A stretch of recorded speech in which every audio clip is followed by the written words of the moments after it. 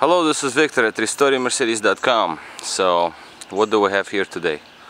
We have 2003 CL 600 twin turbo V12. The problem with this car is, this is my car actually, and I have an issue with ABC system. So what do we have? The car itself is obviously sideways, as you can see it. Risen in the air, actually. Obviously I have a jack stand over there, so I'm not gonna leave it on the jack. There's a stand.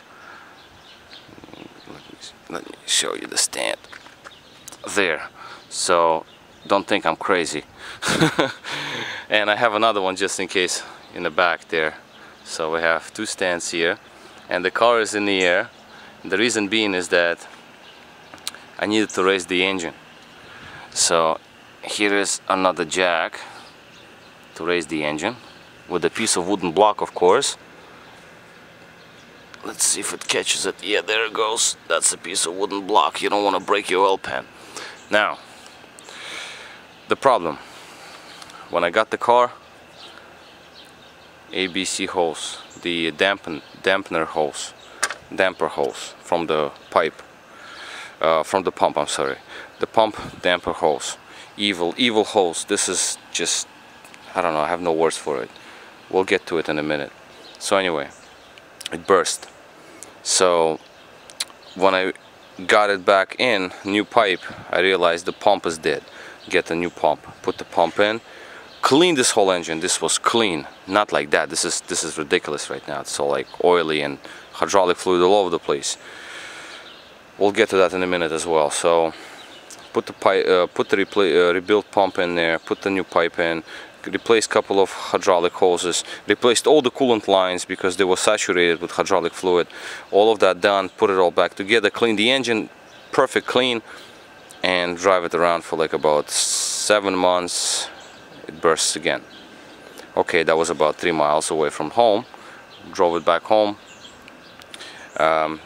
get another replacement evil pipe, put it back in, start the car up, and ABC pressure itself was a little lower, so I know I burned the pump a little bit, but it was enough, so it was fine. So and after that, about 3 months later, another pipe bursts. So I was like, okay, so evil pipe. Okay, so now I'm thinking, what's going on? And I filled it up with fluid. Obviously you don't see no reservoirs over here, but I filled it up with fluid. The pump is dead. So had to get another pump because there was like 2 bars of pressure, too low. I couldn't get it. I mean, even if I replaced the pipe, I mean, I have no pressure in the system. 2 bars, that's like with full pressure reservoir. So okay, so what are we doing here? We're replacing the pipe itself, obviously. So this pipe, this is dealer replacement, of course, because you don't want to play around with such a high pressure system with aftermarket, and there is no aftermarket anyway. It burst right here from the junction. It just came out. Okay, as you can see right here, it just completely split out. Obviously that's not good. So my course of action right now is I'll get this particular pipe to a hydraulic shop and ask them if they can do something for me. Maybe they can make me a stronger pipe because I can't deal with this no more. I do have a replacement from the dealer. I'll put it in. And I also have another rebuilt pump, which I have no problems with rebuilds. And reason being is that when I have the first rebuild, right there it says whatever, stickers and factory tested, blah blah blah. Not for nothing, that thing gave out about 195 bars, which is like maximum can gives out is 200. So this was really strong. It was nice, no issues with it. So I have another one from the same company. Okay, so I'll put this one in there because that one is dead. Very first pump, the third one, when I got the car, the one that I have the car with, when I bought it, I took it apart and I see scoring on the main shaft. So that pump is, I don't think is rebuildable. So I got this one I'm gonna put in, and this is nice and tight because it's dry. That one obviously spins a little more freely because there is fluid in there still. This one is very tight. I put the pulley on already, so I'm going to use obviously my existing pulley. So that's basically what has to be done. This is what has to be done really if you want to replace ABC pump and the hose, damper hose. The fan has to come out. To remove the fan, you have to do a few things. There's a coolant line over there. It connects over here. That has to come out. Well, at least that's the way I do it. Maybe there are other procedures, but that's the way I do it. Intercooler pipes you do not want to mess with because you have to bleed into a cooler system. It's a pain in the one place. You don't want to do it. So I left them in place. Let them be. You have to remove aluminum bypass case for upper radiator hose. That has to come out so the fan can slide out. Then there are a couple of screws over there that connects that are connected to the fan assembly, so you have to remove those so the fan can be moved freely. It's still kind of finicky to get it out, but it's doable. So we have that removed. You have to remove PCV system pipe from here that goes over all around. That's the pipe right there. You have to remove this pipe. I do it because I don't want no accidents with the little connecting point over here. So you remove that. You remove the air cleaner assembly, driver's side air cleaner assembly.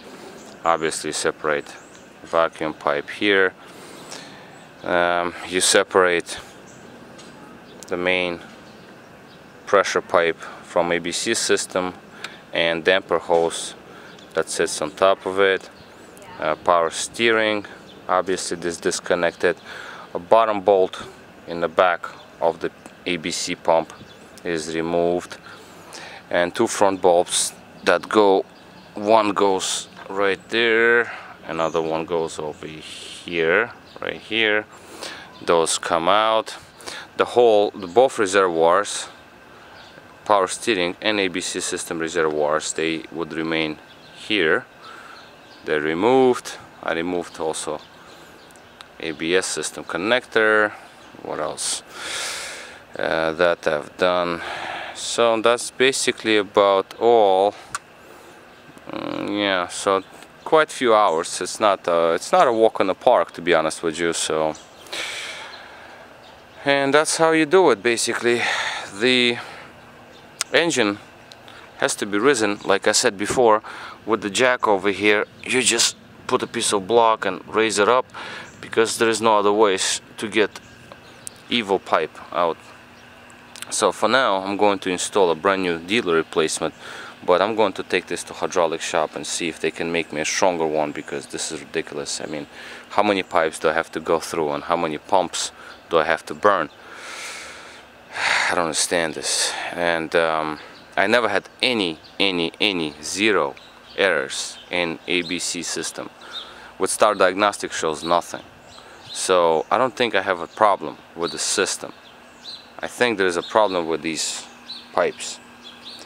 Maybe slight issues arise from rebuilt pumps, but again, if you have 190 bars, what does the pipe care about? That's you need 190, you have 190, so you should take that pressure. Shouldn't be a problem. So I don't understand how a pump can burst the pipe. How can it break? I don't get it.